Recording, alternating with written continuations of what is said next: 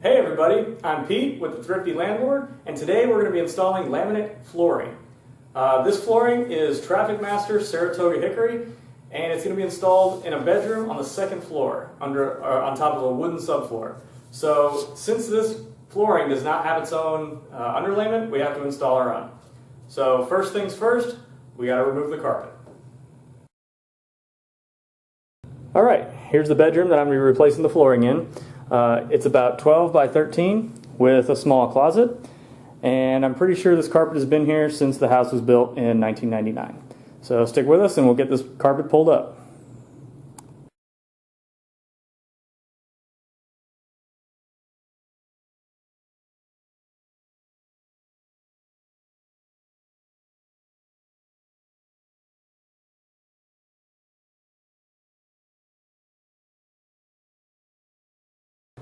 Alright, now that the pad is up, next step is the tack strip. And all I'm going to use for that is a hammer and a crowbar. Make sure you have your safety glasses and gloves because the nails will stab you.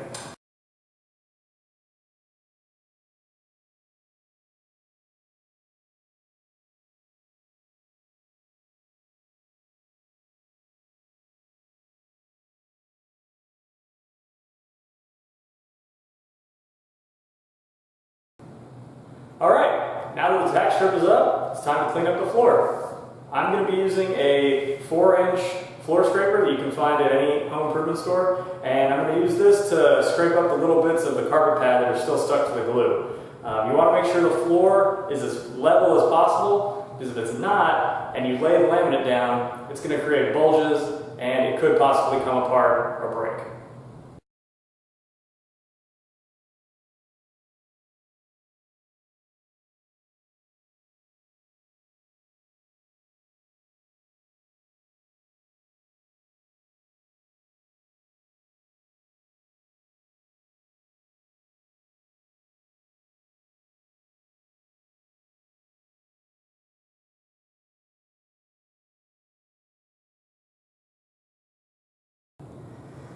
Alright, welcome back. Now I'm just going to go over some of the tools that I use for this job and that you can expect to need for a similar job. First up is PPE, personal protective equipment. Safety glasses, earplugs, knee pads, and gloves. I'm going to be wearing earplugs because the saw is pretty loud, and being in a small room like this with the door closed, it is even louder. Next up, you're going to need a tape measure and something to mark the laminate with. I went with a Sharpie for this just because it made a better mark that I could see a lot easier on the laminate. You can use a pencil if you need to, or if it's on real wood or something that's easier to see the pencil mark, go for that. Pry bar, hammer, a multi-bit screwdriver, just a couple little screws that I had to remove throughout the job. Those little blue punches there I'm going to be using when I put the quarter round in case any of the nails don't fully go through, and I can just punch it in a little bit more.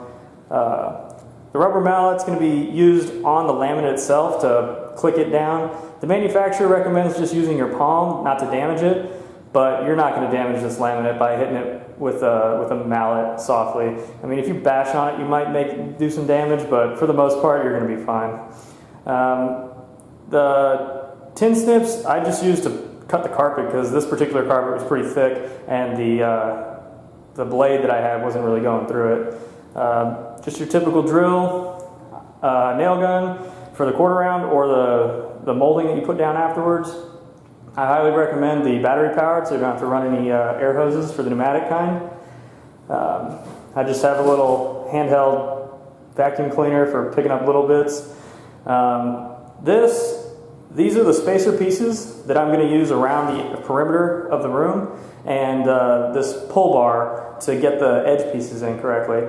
You can buy a kit for this at any Home Depot or Lowe's for about 20 bucks. Next is the roofer square, just to make straight lines on the laminate for cutting. And then the oscillating cutting tool. This I'm going to be using to undercut the door frames so that I can slide the laminate pieces underneath and you don't see any cuts or any ugliness. It makes it look really clean, really good. And then you saw me use the floor scraper already. some wood glue in case we need to keep some pieces down that I have to scrape off the click together method parts. T-molding, just your regular shop vac, and then I'm going to be using a compound miter saw to cut all the pieces of laminate. I'm also going to be using a table saw, but that's down in the garage, so it's not here. And then last but not least, something to play some music to jam out to. So, all right, stay tuned and we'll get started.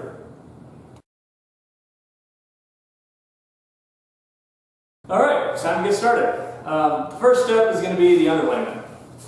This is a 3-in-1 underlayment that I just found off Amazon for pretty cheap. It's got this plastic on the bottom, which is going to be our vapor barrier, and then the foam is the actual cushioning for the flooring and some sound dampening. A little loud. This is the flooring that I'm going to be using. It's a Traffic Master Saratoga hickory color. It looks like it's hand scraped, 7 millimeters thick, and it's 51 inches long.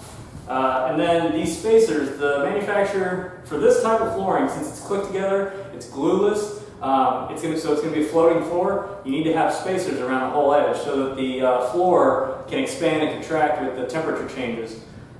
So the manufacturer for this particular type of floor said 3/8 of an inch, and the spacer kit that I bought, when you put two of them together, it makes exactly 3/8 of an inch.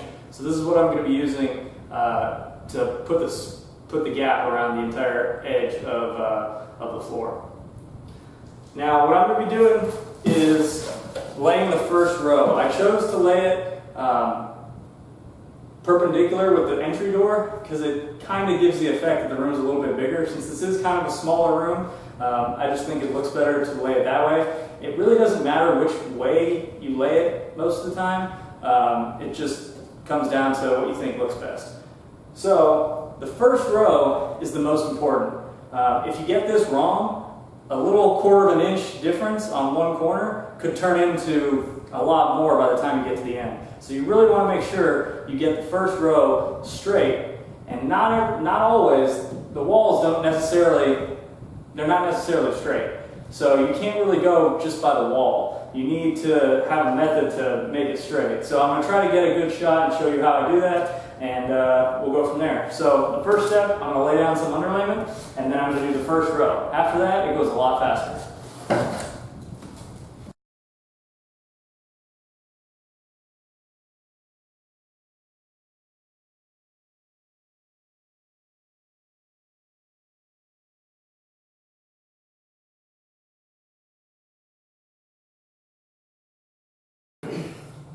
Alright, so I have the underlayment cut out and laid out. Now I'm just going to stick it down and stick it together. It comes with adhesive strip to attach to the next level, or to the next piece I mean. But I don't 100% trust this, so I'm going to use just packing tape to seal the seam. You can buy special flooring tape from Home Depot, but it's really no different than this. It's way more expensive than something like this. So this particular underlayment comes with this little 3-inch tab, the vapor barrier sticking out, so that the next layer can overlap and stick to this piece of vapor barrier. That way, the vapor barrier isn't breached at all, or it shouldn't be. It should be completely sealed. So now I'm going to stick it down together and just seal it with this. One thing that I did notice when I was laying this on this wall that I'm starting on, is that it didn't sit straight. I had to push it underneath the existing floorboard just to get it to be even against the wall. So it tells me I know I'm going to have to trim the edge of the first piece that I do to get it straight. So let's tape this together and we'll get started with the first row.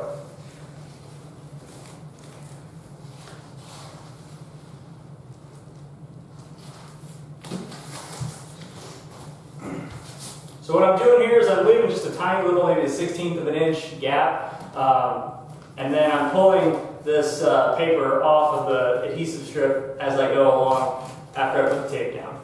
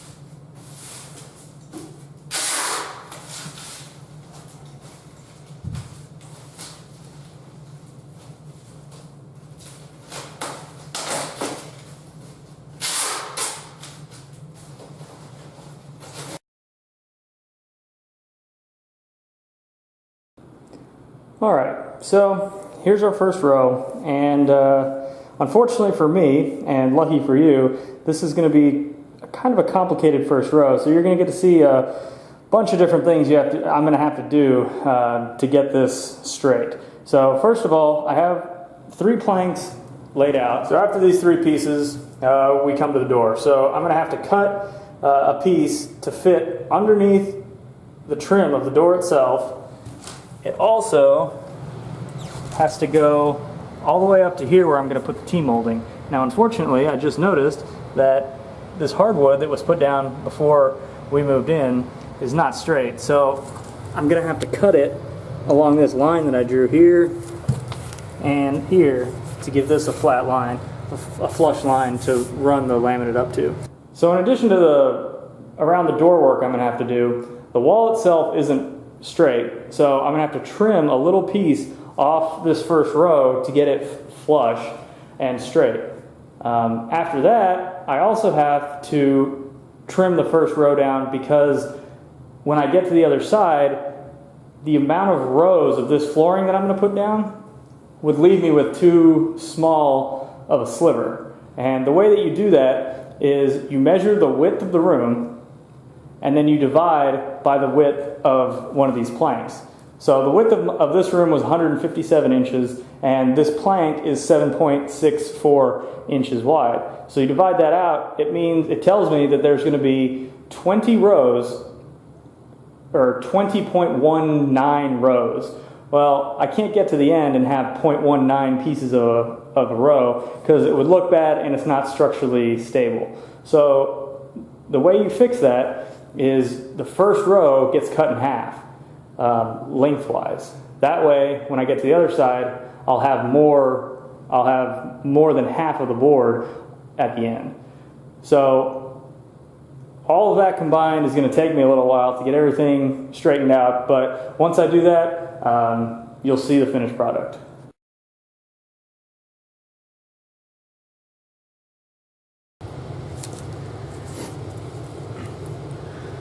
Alright, so the first step for the first row, I'm going to undercut the trim on this door. What that's going to do is allow me to slide a piece of the laminate underneath, and we're not going to see any cuts or gaps or anything like that. It's going to look really clean and really nice. So the way that I'm going to do that is I'm just going to take a piece of scrap laminate that I have from before and lay it on top of a piece of the underlayment, and then I'm going to take my Dremel oscillating tool to cut out that height, and that's going to give me the template so that I know that I'm not cutting too high. We're going to cut all the way around, and then when we get to the wood, I'm going to stop right here because I'm not messing with the hardwood at all. I'm just cutting out the part for the laminate. Alright, so just see how easy this is. Now, I'm actually using the metal blade for this. It's actually already chipped, but I'm using this in case there's any nails that were put in down here, so it can cut through those rather than the wood blade. Alright.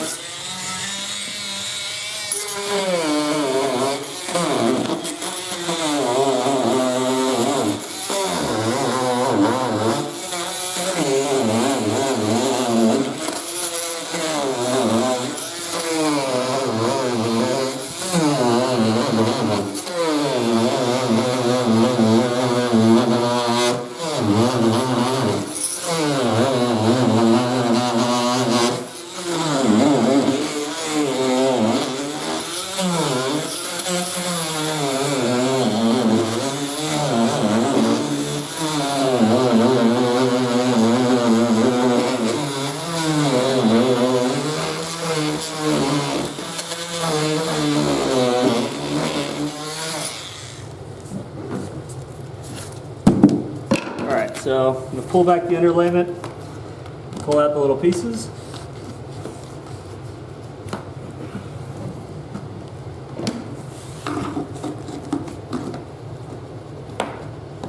Now, the reason this isn't coming out is because I wasn't able to go all the way around to cut it out, because whoever laid this hardwood didn't undercut this side of the door. so I still have this piece here. So it just so happens that the blade of my screwdriver is just about that height. So I'm just gonna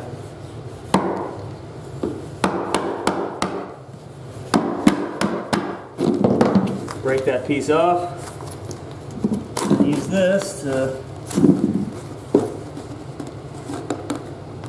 get the rest out.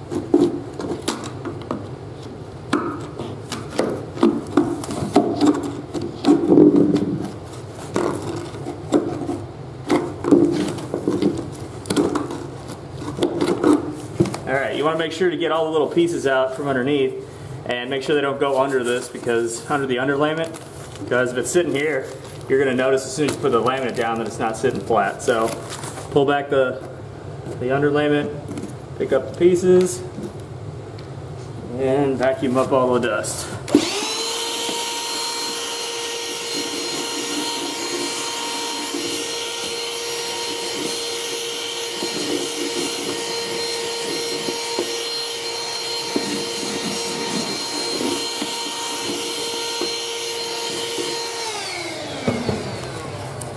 Alright, so now when I go to put the real piece in, it's going to slide right under here and you won't be able to see a gap. Same thing all the way up to where we're going to put the T-molding. You can see here that I miscut the underlayment, so I just put a little piece to keep it level all the way up to the door frame and to the molding on the wall. The next step here is I need to cut this piece and the other piece on the other side of the door flush so that I have an even gap when I go to put the T-molding in to transition from the laminate to this hardwood. So I used the square, my roofer square, and I drew a line even with this piece, and I'm just going to use the same Dremel tool and cut off this little bit right here.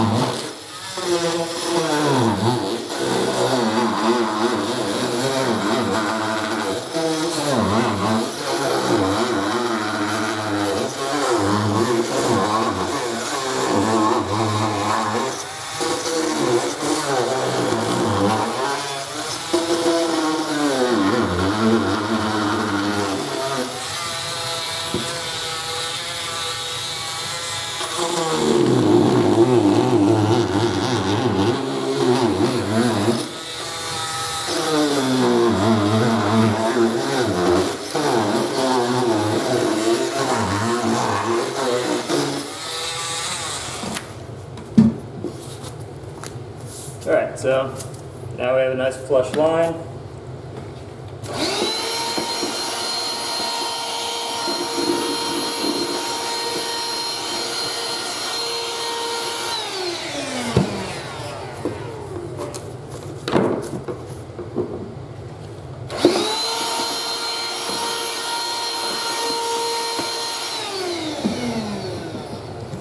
Alright, so now we're ready to go. You don't actually need that Dremel tool if you don't have it. They're probably about 120 bucks to buy the whole thing. You can buy a special blade that does this. It would just be by hand, kind of like a saw. You could even use a hacksaw blade if you wanted to, if you didn't want to spend the money on the reciprocating tool. But I'd recommend buying it. It's actually a really handy gadget, little handy tool to have around for doing little things like this. I don't know how else I could have cut this without using that thing. I guess I could have tried to use a circular saw, but running up against the door frame here, I wouldn't have been able to make the cut all the way. So I'm going to do this on the other side of the door here, and then the closet door, and then we'll get back to you.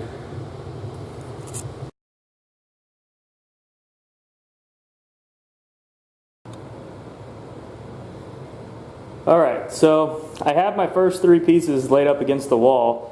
I got the spacer over in the corner. It's creating my gap on that end. So now I need to cut the piece for this end.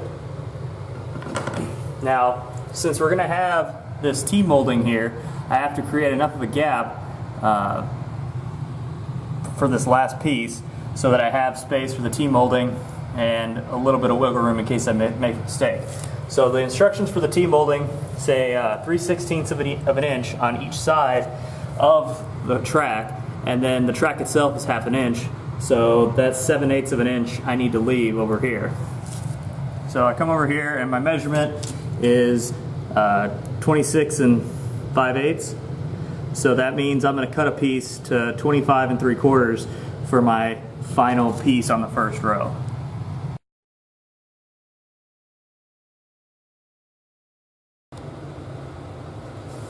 Alright, so I just cut that piece, and what I'm going to do is just kind of lay it down where it would go. And you can see how it's I slid it underneath the frame here. So just about even over here. And now, yep, alright, 7/8 of an inch. Perfect, that's what we needed. Now, that piece that I just cut, I'm going to keep, because I'm going to use it as the first row, or the first piece of laminate on the second row. So don't discard the cut pieces.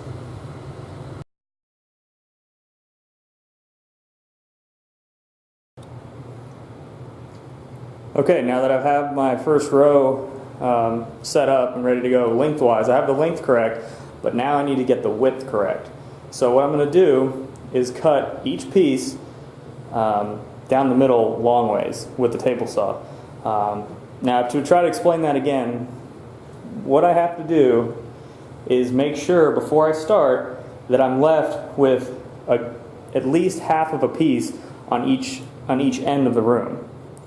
So what I did was I measured the width of the room, which came out to, which I think was 154 inches, and then divided by the width of one of these planks.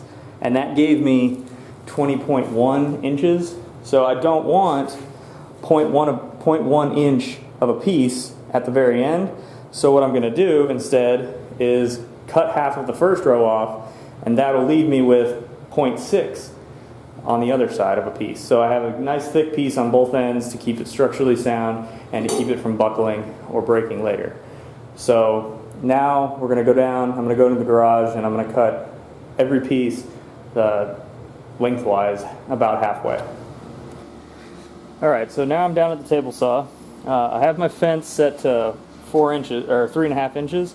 That's going to cut this about in half, a little bit more, a little bit less, because I'm also going to trim another piece of the edge off later on. One thing you want to make sure you do is to mark the back side of it, so you know which side to cut off, so you don't cut off the wrong side. This is the 7th room I've done, and I've made a mistake in every single room. So I numbered each piece 1 through 4, and then I put an X on the part that I'm throwing away. So that way I know that I'm keeping this section. Now the reason for that is that this is the part up against the wall, and this is the groove that the second row is going to lock into. So if you accidentally cut this piece off, then you're going to have to cut 4 other pieces. So you want to make sure you're cutting the right side of the wood, or of the laminate off, before you start. So I'm going to keep this side, cut off this side. I'm going to run each one through to trim it about in half.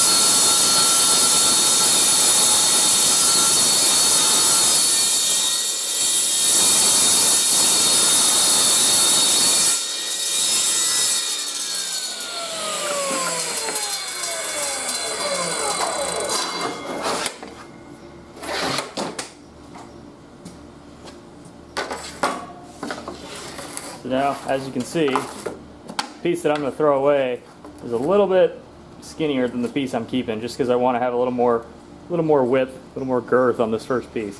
So this is the first piece that I'm keeping, and this part we're just going to throw away.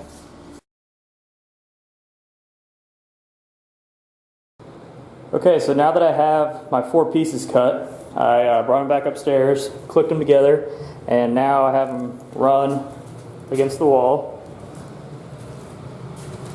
And it brings us to this piece underneath the door.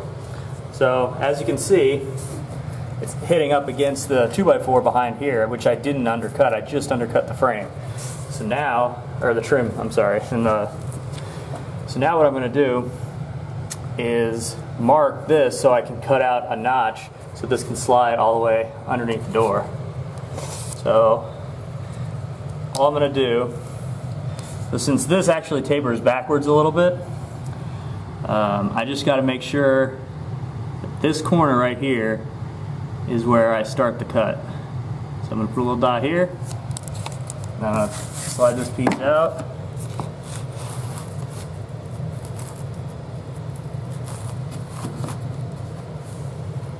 Okay, push this up against the wall as close as I can get it, and come back.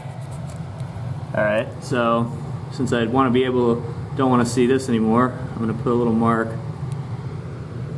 you can see, right here, right where the piece of trim starts against the frame. So as you can see, I have a mark here, and I have a mark here. So I'm going to cut out this little section so I can slide it underneath.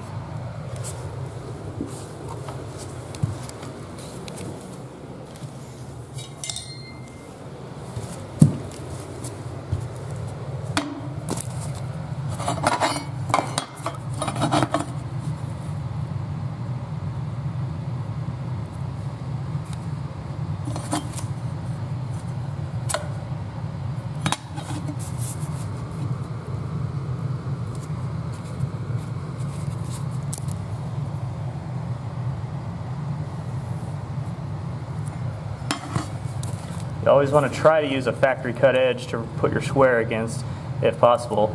I cut this edge, but this one is factory cut, so that's why I'm running it on this side.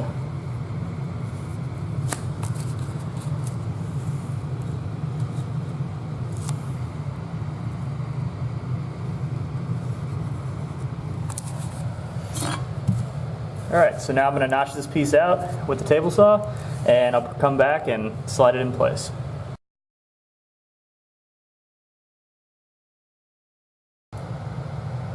Alright, so now we have this last piece slid underneath the trim from the door frame, and we should be ready to get started.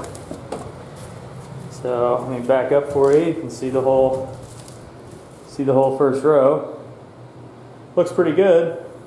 Unfortunately, if we get a little closer, we'll see, since the wall's not straight, we're going to have to make some adjustments. So on this corner, I have it pushed pretty much up against the wall. But as we go down,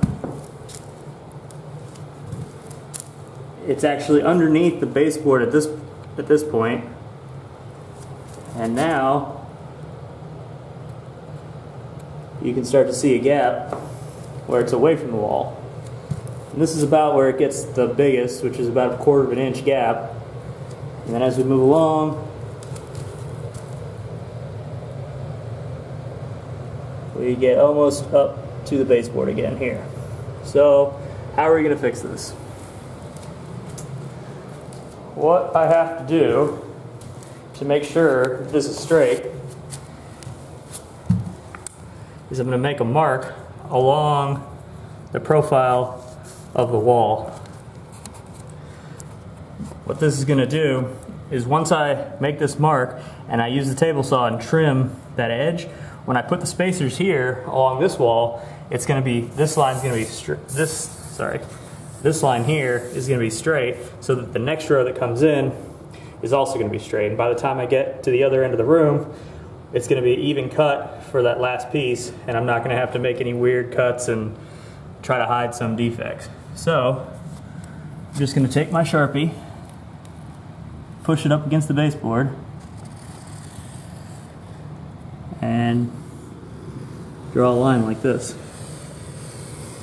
all the way down. Alright, so I traced the line on all of them. Now you can see how this first one, it's pretty even actually. So this one's going to be pretty straight cut. Same thing with the second board up until the end, is that's when it starts getting close to the edge. Now the third board, this one is almost right along the cut that's already there. Like you can just barely still see the Sharpie. And here it almost disappears, just a real light line to there. And then this last piece actually almost drops off because like you can just see the Sharpie mark here. So this is why it's important to number them, because when I go to put it back in, I have to be in the right order or it won't work.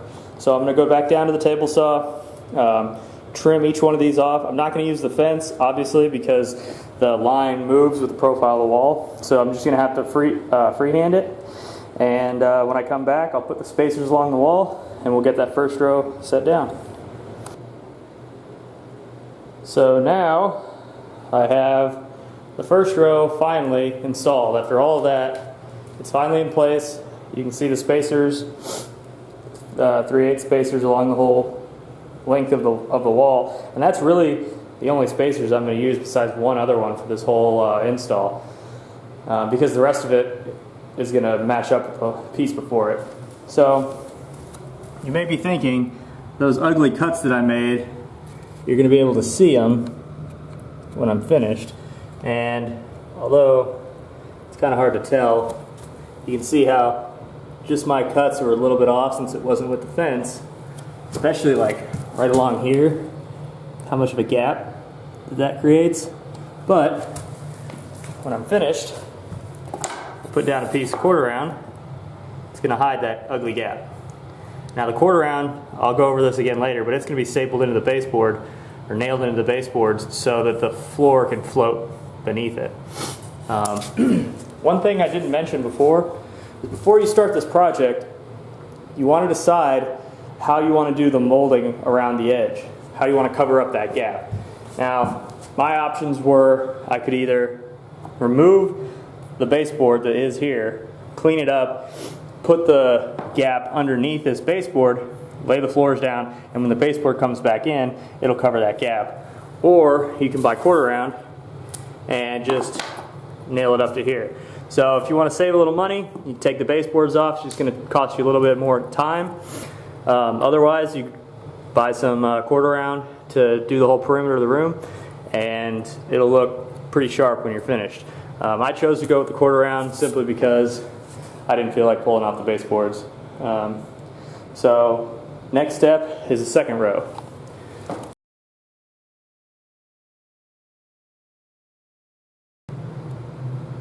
Alright, so I put down all the underlayment. I actually did the entire room in underlayment. You can just do one piece at a time if you want to. This is such a small room that I just kind of got in a rhythm and got it all put down. So I overlapped it along the walls, as you can see, but later on I'm going to go back and cut that with a utility knife to get that gone, get the edge gone, and it'll be hidden by the quarter round. Now you want to run the underlayment parallel to the way your boards are going to run. And then I also didn't mention that you want to make sure that if you use one of the combination underlayments like I did, that the vapor barrier is down and the foam is up. It's not as important on wooden subfloors like this is, but if you're going to use if you're going to put it down on concrete, you really want to make sure that vapor barrier is there to keep any moisture from coming up and ruining your floors from underneath. So I forgot to mention that earlier, so I just wanted to cover the underlayment a little bit more. And now I'm going to start putting down this second row.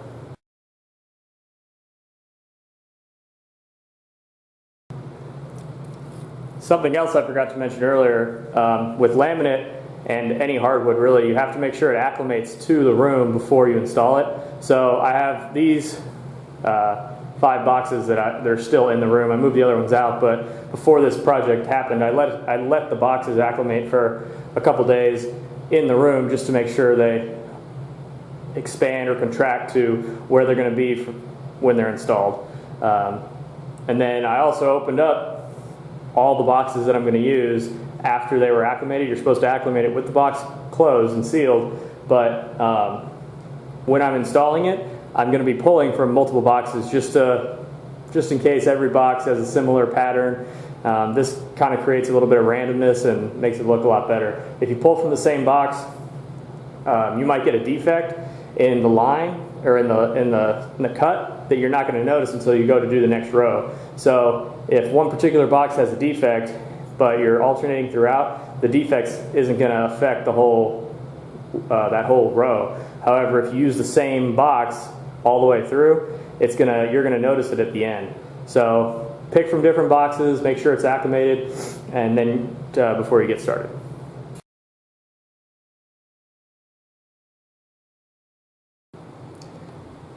So I'm ready to start the second row, and I actually laid it down, but as luck would have it, that piece that I cut from that end, when I laid it here, it ended up leaving me with only a tiny little sliver that I would have to cut by the door again. So that's not going to work. What I'm going to have to do is take one of these new pieces, and I'm just going to cut it in half. So that's going to put my gap, or my first gap, right about here, and I'll just reuse that piece later on. So now I'm going to show you basically just how to cut one of these things. It's pretty simple, but just want to be careful, make sure your fingers are out of the way, and you'll get a nice clean cut each time. Alright, so now I'm going to cut this one in half. It doesn't have to be exact because I know it doesn't matter that way. Because it's just, you want the floor to kind of have a randomness to it. You don't want to make every single piece the exact same distance. It'll end up looking like a brick wall if every piece is the same. So I'm just going to put it about in the middle, and all I'm going to do is come down with the saw and pull it through, and that's going to cut the piece. If you've used a compound miter saw before, it's very simple. The only downside to this is this type of laminate is actually made similar to the way concrete is. It's not real wood, and so it's dulled my blade. Over the past seven rooms that I've done, this blade has gotten pretty dull. So when I'm finished with this room, I'm going to send this off to have it sharpened. But other than that, it's worked out pretty well. So.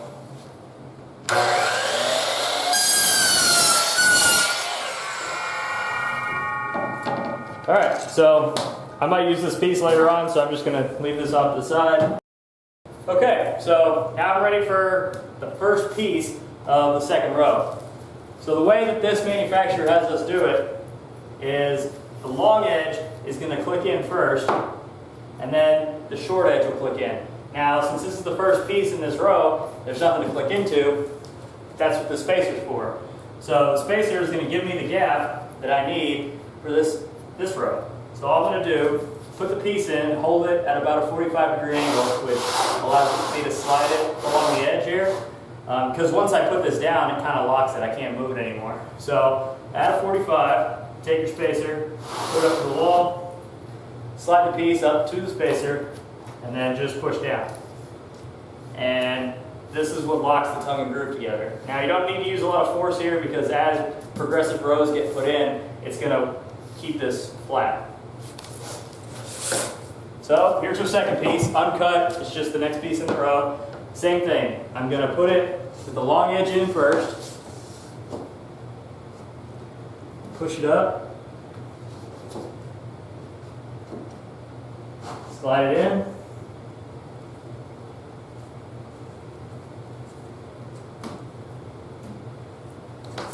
And push it down. Now, they say to just use your palm, but that starts to hurt after a while, so I'm just going to use a little mallet. Tap it down. Now we have the second piece in. So this is how you click in this particular type of flooring. Every laminate has a little bit different way. The manufacturer might tell you a different way, so read the directions. This is how this one does it. And so now I'm going to just keep putting in these rows, and it's going to go a lot faster than that first row.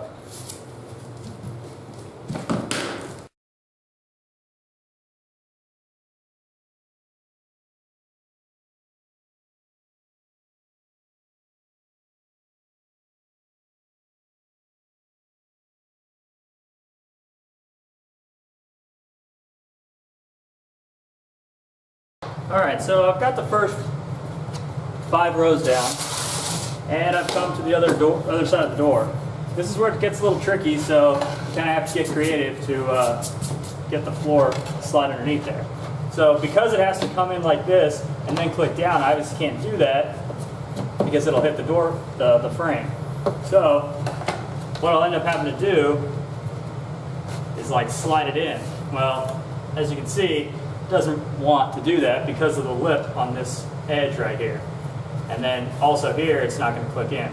So I like how this looks, I just need to get it to click in together. So to do that, you take the utility knife and I'm going to trim this little lip on here that this piece clicks into.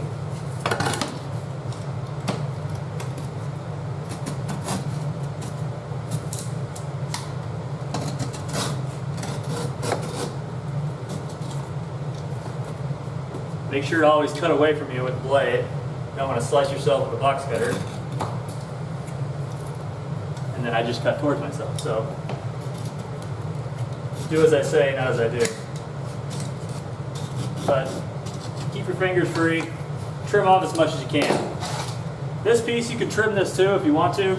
I'm going to try to leave it because I want to let it click together. But since I got rid of how that works, I'm just going to use some wood glue. Just put a little bit on here.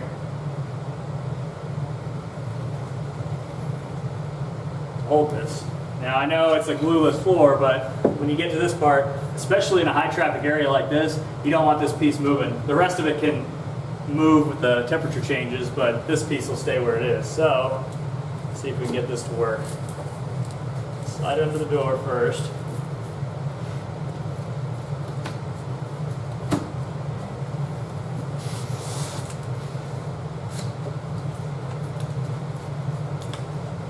Now, I'm going to take this little pull tool, and I don't want to mess up this groove on this side, this tongue and groove piece on this side, so I'm going to hook it just to the laminate, and I got to give it some nice light taps.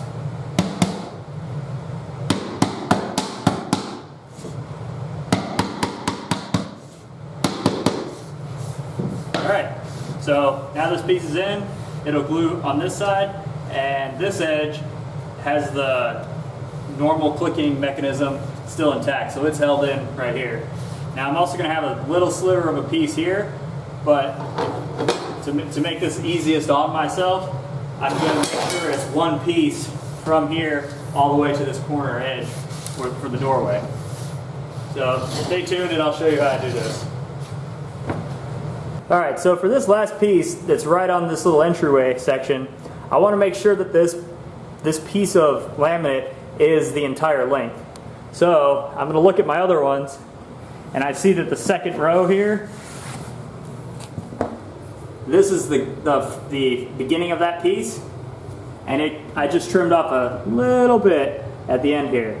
So what I want to do is start this seventh row, 1, 2, 3, 4, 5, sixth row, same as the second row.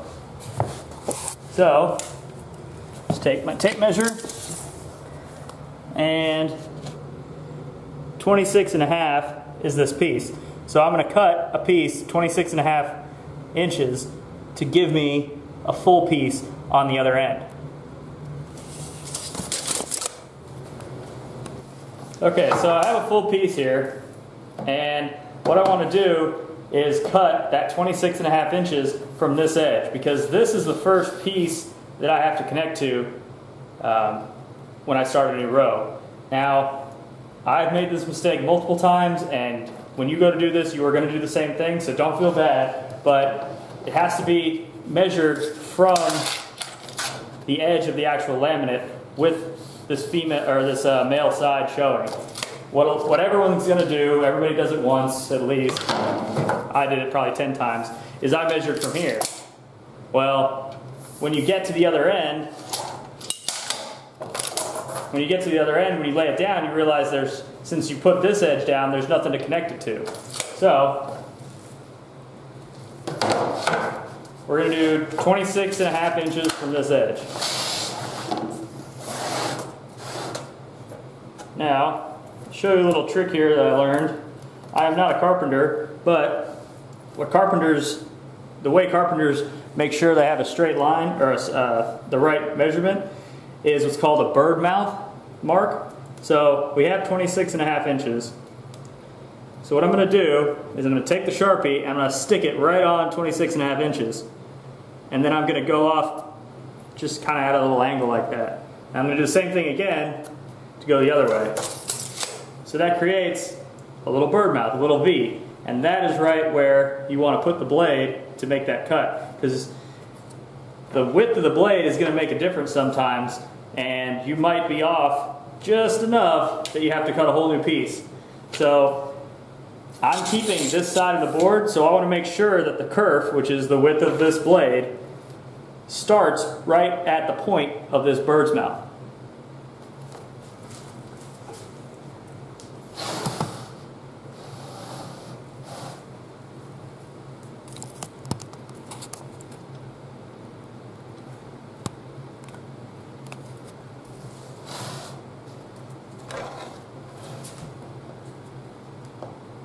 So I have it set right here. You don't want to start the blade on the piece of wood or on the work piece yourself, and then I make sure my fingers are out of the way. So start the blade, I'll punch through, and then I'll pull forward or pull towards me to make the cut.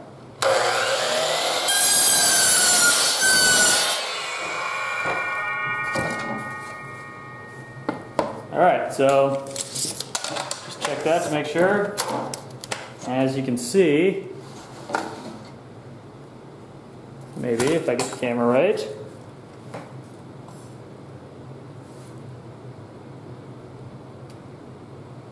I'm actually a 1/16 short.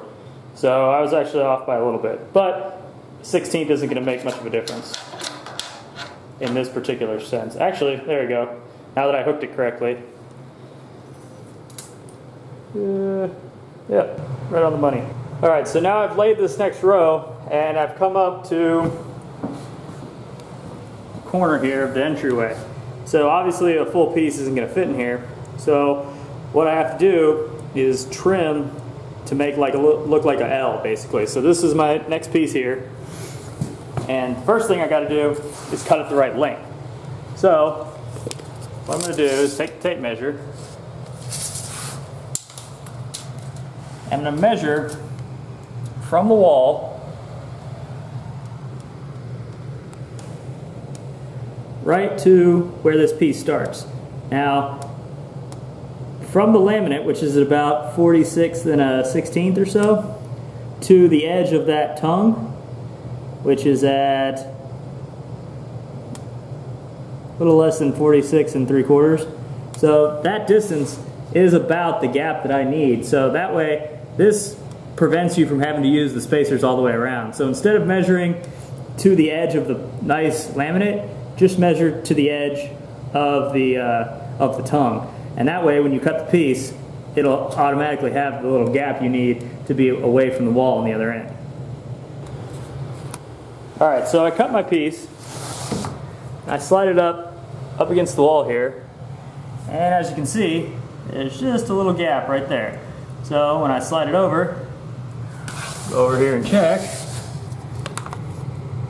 and that's right about the width that I need from the spacer. So it's just less spacers you have to use and worry about if you do it that way.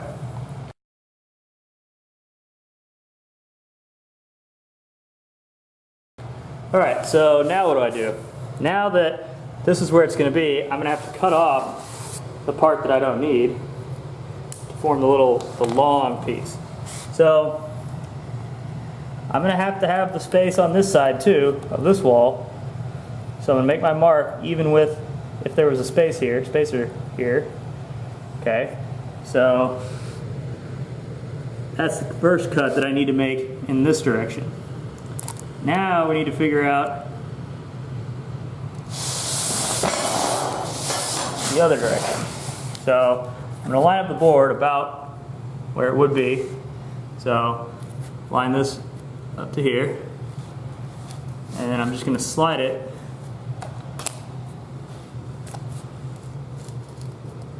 up. Slide it up against the wall like that. Okay, so do the same thing. Spacer, slide it up, make a little mark.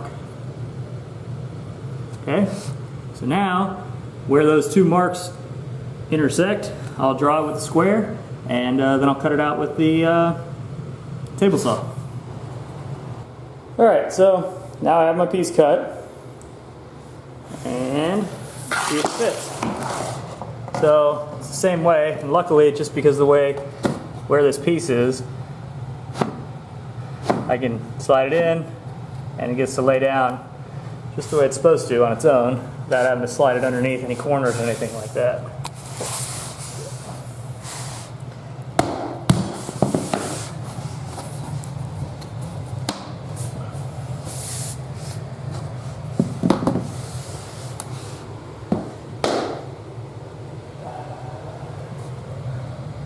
And I messed up. Great.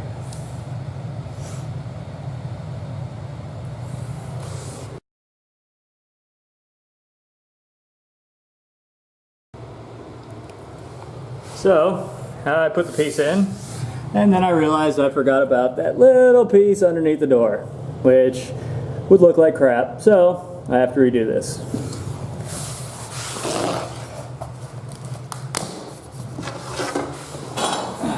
Now, instead of measuring everything again, I'm just going to go ahead and trace this along here, this pattern on here, and then I'm going to add that distance that I need.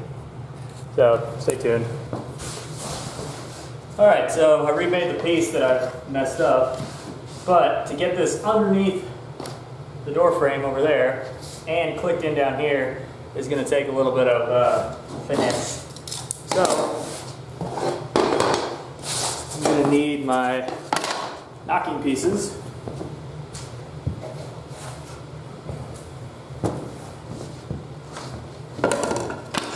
Now, since this is such a long length, I don't want to trim the tongue off like I did before, so I'm just going to knock it into place very carefully. So, I'll get the long edge in as much as I can down at this end, and I'll bring it as close as I can to the wall, and I'm just going to fold it down.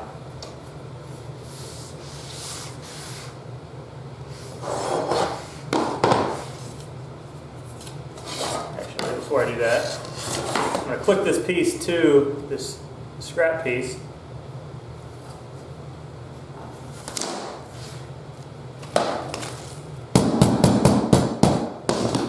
And I'll be able to hammer on that. So, do what I just did, slide this in as far as I can. And then down. Now what I'll do is as I push down on this end, I'll just hammer, just tap.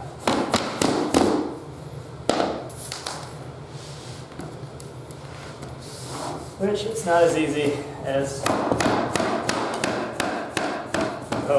so,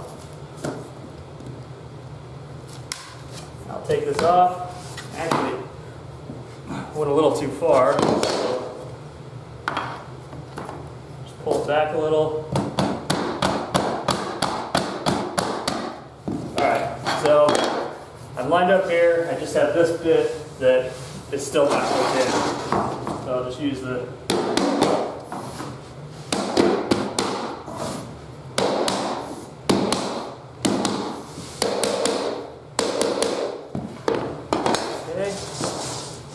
take my other tapping piece. Actually, that's not even the right one, but.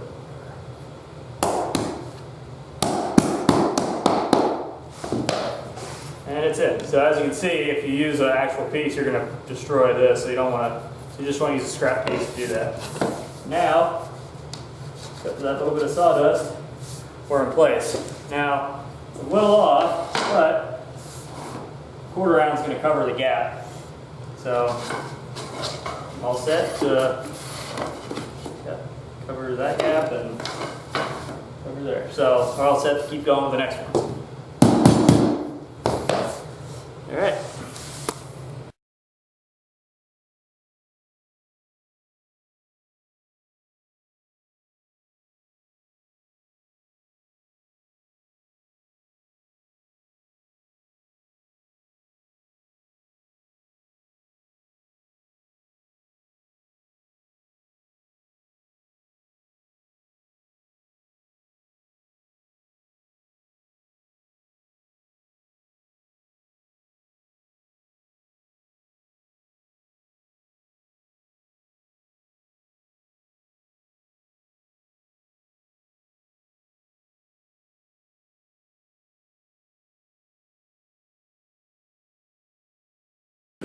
So I've come to the beginning of a closet door, and I'm gonna have to cut this a different way than I did the other two also.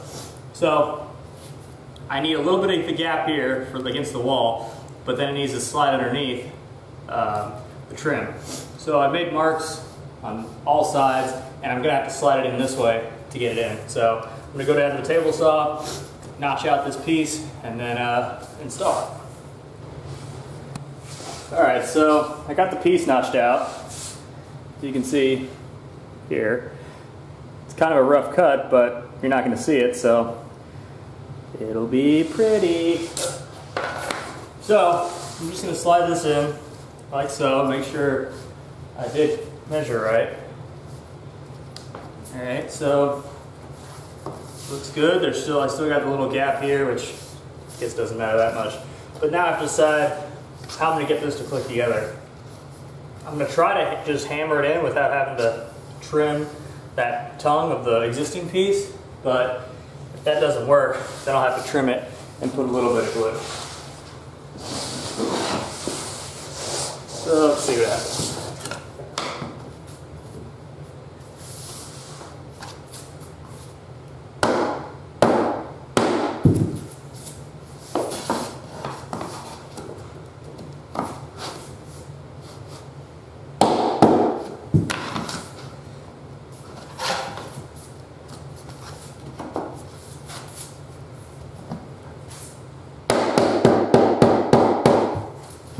So, fortunately for me, this piece is just too long and there's too much friction. I can't get it to slide in there with just the hammer.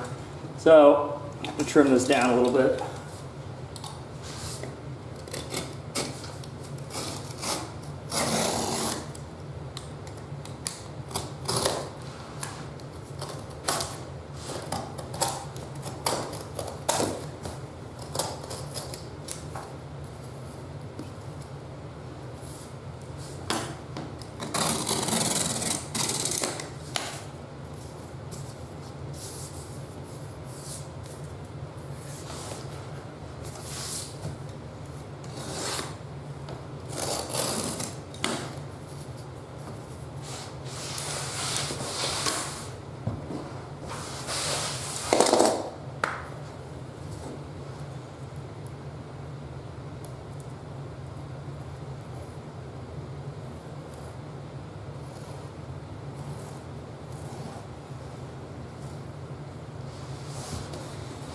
All right, let's try this again.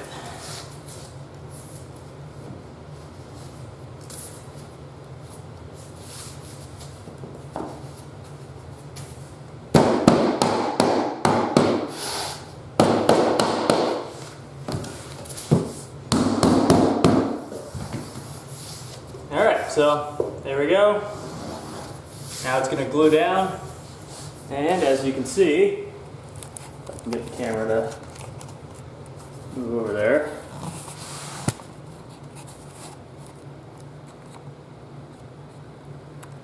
There's nice on all sides.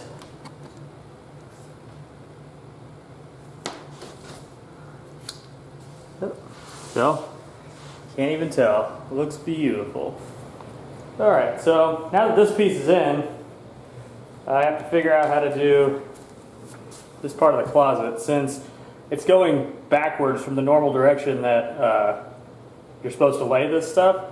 So what I have to do, I just put some scrap pieces together to figure out what that first row is going to be. So I'm going to trim a piece for that first row, and then I'm going to build it up until I can connect this whole thing together. And then I'll continue this direction the normal way.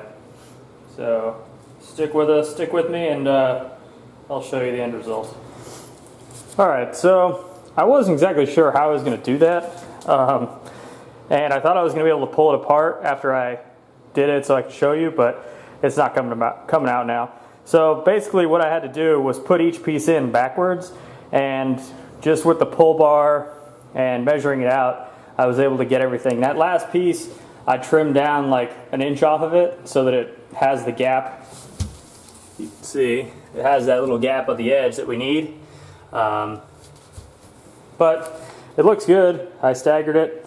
I'm surprised how simple it was, but you would just have to, instead of sliding it at a 45, you kind of have to put the tongue underneath and then click it down. So it wasn't difficult. I'm sure if you were in a similar situation, you'd be able to figure it out.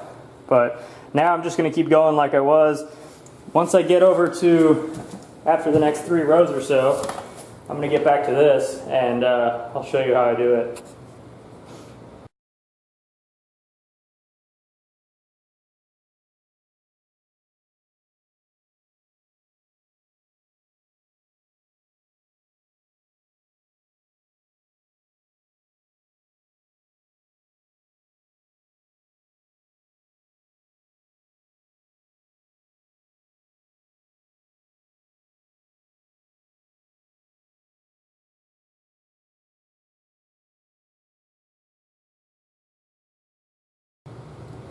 Alright, so I'm at the other edge of the closet door, and so what I did was, kind of tell, I made this mark on the board. That's what I'm going to cut out with the saw. So how I did that was, I lined it up like it was going to be once it's in, and then, let's see if I can show you this.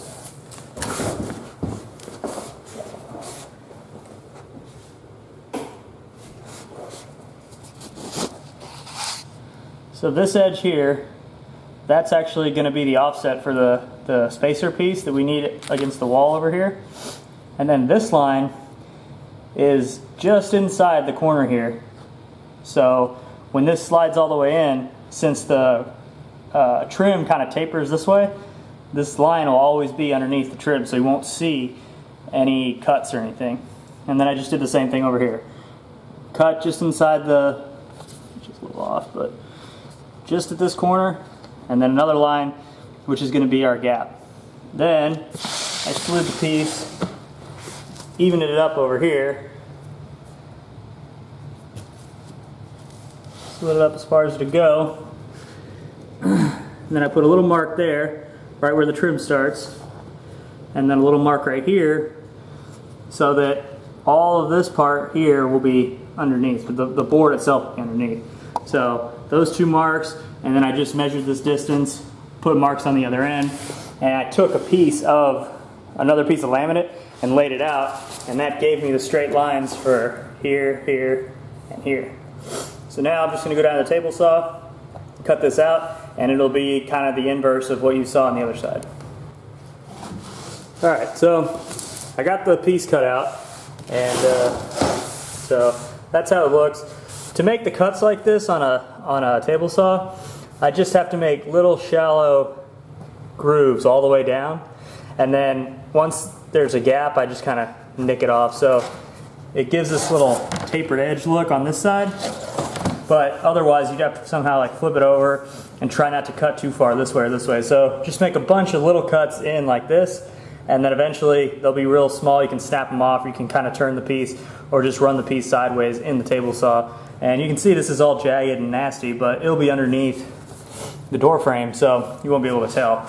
Now, this one's going to be tough because I have to slide it underneath. I have to go a little bit past, so I can get it on here and then come back. So what I'm going to have to do is trim all of this with the box cutter, put some glue slide it past and go back in. So I won't be able to do it holding the camera, so I'll just show you the finished product. Alright, so the piece is in now.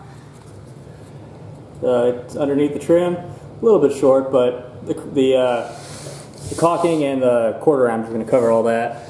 So slid right under there, can't even see it, and then there's our little spacer gap left. So if you do this, make sure you slide the piece past, then put the glue. You don't want to get a bunch of glue under the floor and then glue the flooring down on accident. And then if any squeezes out, just wipe it up immediately and you won't have any problems. So now I'm just going to finish the last couple rows and we'll see the finished product.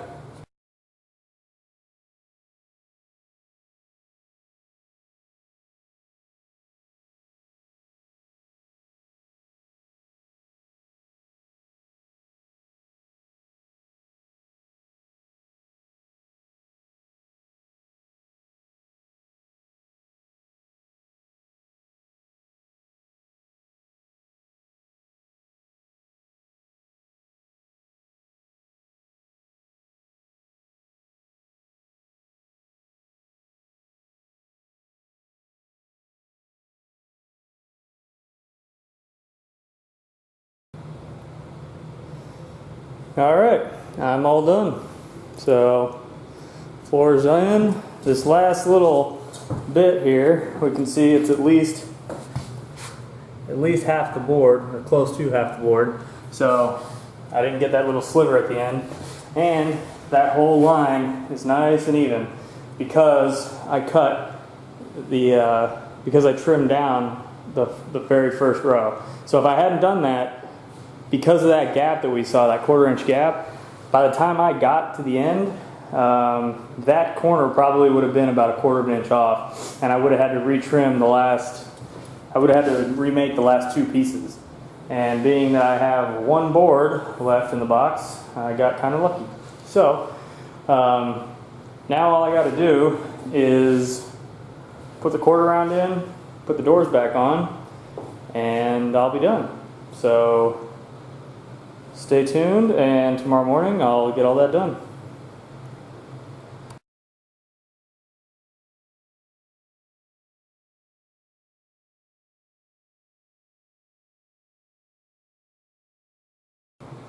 One other thing I want to mention that I haven't really focused on is this pull bar versus using the pieces of the extra pieces of laminate to hammer it in together. If you're going to use the pull bar, make sure it's on something that's already been cut that doesn't have one of these edges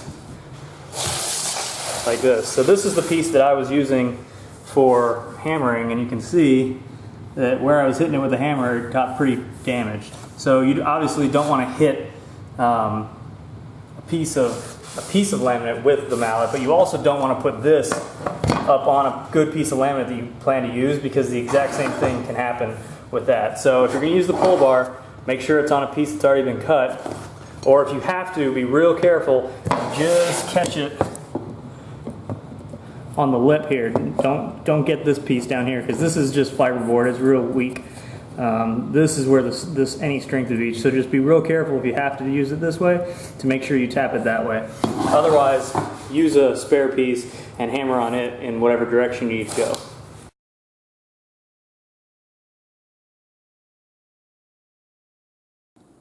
Welcome back, everybody. Alright, so now I'm going to start with T-molding, and then I'm going to go to the 1/4 round, and then I'll be clean up and I'll be done. So first thing I need to do, just measure this, which most doors, this is a 30-inch wide door, so it's actually a little bit more, 30 and an 1/8. So first step is to put down this track. So I'm just going to bend a piece that's a little bit shorter than that. You don't need the whole length of the track to go the whole distance, because you're not going to see any of it. So I'm just going to do like 29 inches, just because there's a hole right here that I can use to screw into. So they have little score marks in them for easy breaking. So I'm just gonna bend and snap these, and then they don't bend perfectly. So just use some pliers to get them back to where they need to be.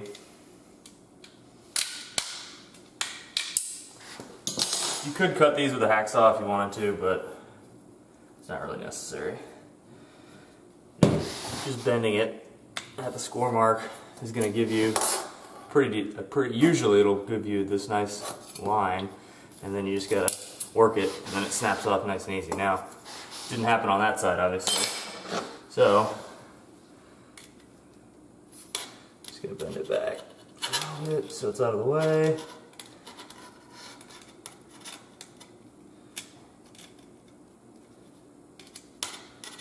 Alright, so it's a little bit wider than it was before, but that's fine because the track will snap in the rest of the way. So, lay this down. So I made it obviously shorter than 29 inches just because of where the holes were to line up. Now, I just want to make this as even as I can across the whole thing. So, if you can tell, obviously every piece of wood over here and every piece of laminate is not necessarily the same, but you just want a little bit of a gap around the whole thing and to leave it so it's straight. So, the instructions on this T-molding say 3/16 of an inch, which is hardly anything, and there's going to be a little bit more here versus a little bit less there. It's not going to matter. So now I'm just going to cut my piece of T-molding to the distance between the door frame and snap it down in. So the T-molding comes with screws, just regular wood screws, and then also drywall anchors, which actually they're concrete anchors, and if you're drilling into a concrete subfloor, you'd have to get a masonry bit and drill a hole. But since this is wood, it's real simple just to drive them into the subfloor.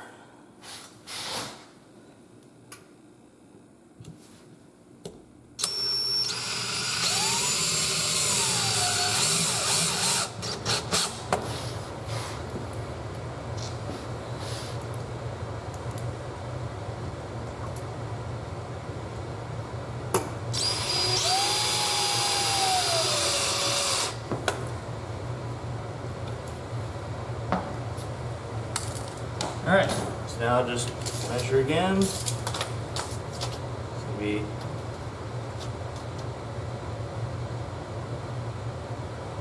30 3/16. Get it cut.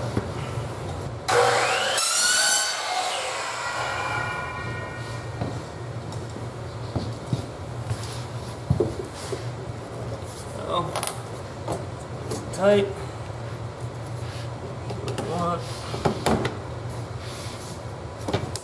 Now, if you can see it, this little track this little groove is going to click into this track that I just laid. So,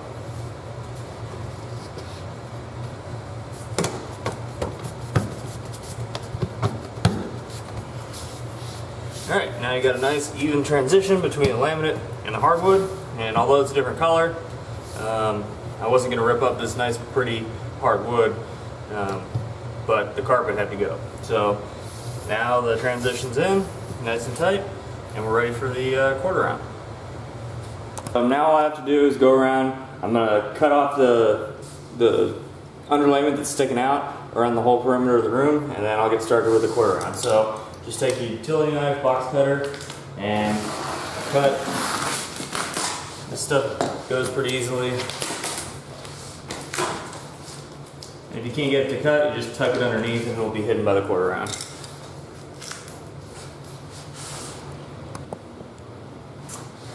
Alright, so now I've gone and trimmed around the whole room the underlayment. So now we're just right up to the baseboard. Now, if you are going to be putting in new baseboard, it's recommended that you let the underlayment go up the wall an inch or so, and then the trim just push over it. I didn't do that in this case just because the quarter round's only 3/4 of an inch thick, and I didn't want to try to measure 3/4 of an inch up the wall. It doesn't really make that big of a difference, but it's better for sealing the room if you're going to do it that way, sealing up underneath it. So luckily this room is pretty much just 90-degree corners, nothing weird, no weird angles. So I'm going to go through and lay the quarter round and show you the finished product. I'm going to do a separate video on how to cut the cord around, just because I'm running out of time here with this job. So stay tuned and you'll see the finished product. It'll be all cleaned up and nice and pretty. Alright, welcome back everybody. And the floor is complete. So just pan around the room a little. Now, so the quarter round's been installed, it's in the closet. Put the doors back. Cleaned up all the mess. I'll zoom in on some of this floor here so you can see that it makes nice close lines. Can't see any gaps. There will be a little bit of sawdust or debris can get caught in there, but just zip it out with or suck it out with the shop vac. One thing I like doing with the quarter round, I'll show you here, is when it comes to like a door, instead of just cutting it off flat, I like to make these little end caps, but I'll make a separate video on how I make those. So I really like this floor. The only negatives I'd say I have about it is I do feel a little bit of squishiness, but it's a little bit, it's a good give and it provides a little bit of sound dampening. And but besides that, it looks really nice. It's really easy to lay down, and I would highly recommend it for any do-it-yourselfer out there. So all I really have left to do now is fill in the nail holes with some caulk and clean up the floor with a nice, like a wet mop or something, and I'll be all finished. So I hope you enjoyed the video. I hope I was able to teach you a trick or two when you go to do your own job. If you have any questions, please comment below, and please subscribe. Thanks a lot.